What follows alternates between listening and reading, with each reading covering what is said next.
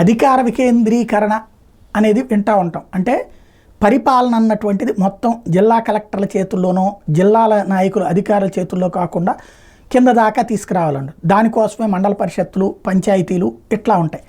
దాన్ని మరొక అడుగు కిందకి వేసి సచివాలయ వ్యవస్థ, వాలంటీర్ వ్యవస్థ తీసుకొచ్చాడు జగన్మోహన్ రెడ్డి. కానీ అది అధికారంలో వికేంద్రీకరణ చేశాడు కానీ పార్టీని వికేంద్రీకరించలేకపోయారు. దాని ఫలితం అసంతృప్తి అన్నటువంటిది. ఇవాళ తెలుగుదేశం పార్టీకి సంబంధించి ఎక్కడికక్కడ నాయకులు విచ్చలవిడిగా వ్యవహరిస్తున్న వాళ్ళు ఉన్నారు, దాడులు చేసేవాళ్ళ, ఇట్లాంటివన్నీ కూడా. అట్లాగే ఎవరికి వాళ్ళకి పని అయిపోతుంది, అధికార యంత్రాంగాలు వాళ్ళ మాట వింటున్నారు. అట్లాంటి సిచ్యుయేషన్ తమ హయాంలో లేదని ఇప్పుడు అసంతృప్తి వ్యక్తం చేయడం పెరిగిపోయింది.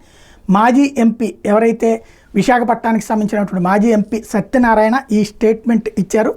విజయసాయిరెడ్డి ఉన్నప్పుడు ఏ పని కావాలన్నా మాకేమీ జరగలేదు.